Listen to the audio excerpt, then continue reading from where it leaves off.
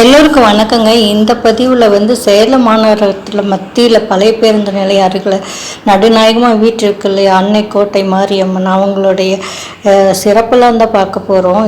இந்த சேலத்தில் இருக்கவங்களுக்கு தெரியும், சேலத்தில் இல்லாதவங்களுக்கும் எங்கள் ஊரின் மகாசக்தி இல்லைங்களா, அவங்கள பற்றி தெரிஞ்சுக்கலாம். வாருங்கள், பதிவிற்குள் போகலாம். சேலத்தில் நடுநாயகமாக வீட்டு இருக்கு இல்லையா, அன்னை கோட்டை மாரியம்மன் அவங்களுக்கு கோட்டை மாரின்னு எப்படி சிறப்பு பெயர் வந்துச்சுன்னா, சேலத்தில் அமைந்துள்ள 8 மாரியம்மன்களுக்கு தலைமையாக விளங்குவார் அவர் தாங்க. 8 பேட்டைகளையும் கட்டி ஆளுவதனால அன்னை கோட்டை மாரியம்மன் அப்படின்னு சிறப்பு பெயர் அவருக்கு வந்ததுங்க. 8 மாரியம்மனுக்கு பெரிய சக்தியான கோட்டை மாரியம்மன் ஆண்டுதோறும் ஆடி மாதத்தில் அவங்களுக்கு பெரிய விழாவாக கொண்டாடுறது வழக்கங்க. இவ்விழா பூச்சாட்டுதலோடு தொடங்குங்க. பூச்சாட்டுதல் சேலத்தில் 7 மாரியம்மன் கோயிலுக்கும் இங்கிருந்து தான் பூ எடுத்து சென்று அந்தந்த பூச்சாட்டுதலும் நடைபெறுங்க. 8 மாரியம்மன் சொல்கிறோம் இல்லையா, அதில் என்னன்னு தெரிஞ்சுக்கலாம். கோட்டை பெரிய மாரியம்மன் ஒன்றுங்க, சின்ன கடை வீதி சின்ன மாரியம்மன் 2வது, அம்மாப்பேட்டை பலப்பற்றை மாரியம்மன் 3வதுங்க, பொன்னம்மாப்பேட்டை மாரியம்மன் சொல்கிறது அது 4வதுங்க. அப்புறம் 5வது அன்னதானப்பட்டி மாரியம்மனுங்க, 6வது செவ்வாப்பேட்டை மாரியம்மனுங்க, 7வது குகை மாரியம்மனுங்க, 8வது சஞ்சீவிவராயன் பேட்டை மாரியம்மனுங்க.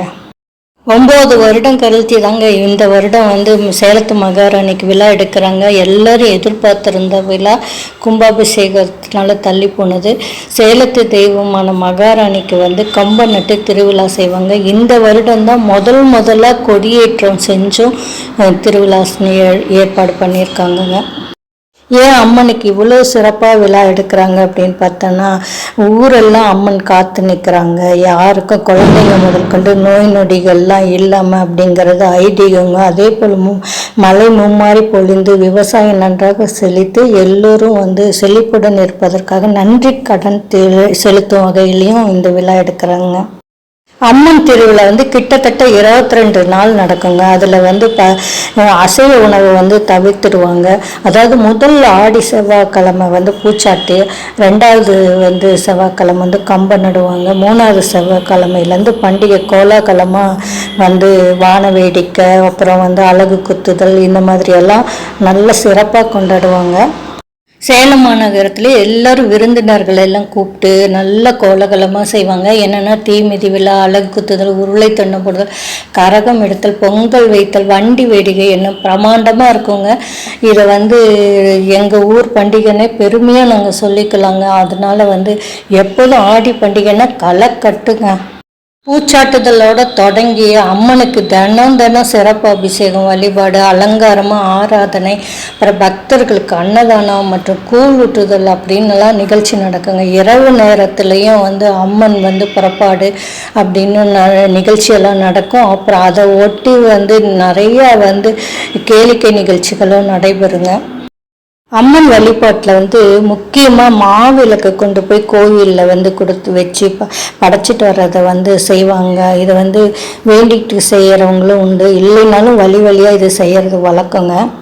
சேலத்தில் கம்பத்தில் பாருங்கள், நம்ம காமிச்சிருக்கோம் இல்லையா, அது மாதிரி வளையல், அப்புறம் தாலிக்கயிறு, அதெல்லாம் அம்மனுக்கு செலுத்திட்டு அவங்க தீர்க்க சுமங்கலியாக இருக்கணும்னு வேண்டிட்டு வருவாங்க.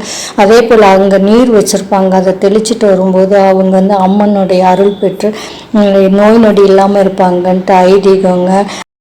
அடுத்ததாக பார்த்தீங்கன்னா, திருமணம் ஆகாத பெண்கள் இருப்பாங்க இல்லையா, திருமணம் சீக்கிரம் ஆகணும்னு வேண்டிட்டு கோவிலில் கம்பத்துக்கு ஒரு குடம் தண்ணி, 2 குடம் தண்ணி, 3 குடம் தண்ணின்னு ஊற்றுறது வழக்கங்க. அதே போல் திருமணமான பெண்களும் அவங்களுடைய தாலி பாக்கியத்துக்கோசரம் வேண்டிக்கிறது வழக்கங்க. அடுத்து அதில் வேப்பிலை கட்டி குழந்தைங்க எல்லோரும் வீட்டில் நல்லா இருக்கணும்னு வேண்டிக்கிட்டு அதில் அந்த குடத்தில் இருக்க தண்ணியை தெளிச்சுக்கிறது வழக்கங்க. வீட்டில் குழந்தைங்களுக்கு அம்மை போட்டிருந்தாலோ அல்லது தோல் சம்பந்தமான நோயில் பாதிப்படைஞ்சிருந்தாலோ அம்மனுக்கு வேண்டிக்கிட்டு கோவிலில் அந்த தொட்டில் மாதிரி வச்சுருப்பாங்க. அதில் இது அம்மனுக்கு உப்பும் மிளகும் செலுத்துறேன்னு வேண்டிக்கிட்டாங்கன்னா அந்த அம்மன் அம்மை பாதிப்பிலிருந்தோ தோல் சம்பந்தமான பாதிப்பிலிருந்தோ குழந்தைங்களையும் பெரியவர்களையும் வழி நடத்தி செல்வா, அதிகமாக பாதிப்பு இல்லாமல் அப்படின்றது ஐதீகங்க.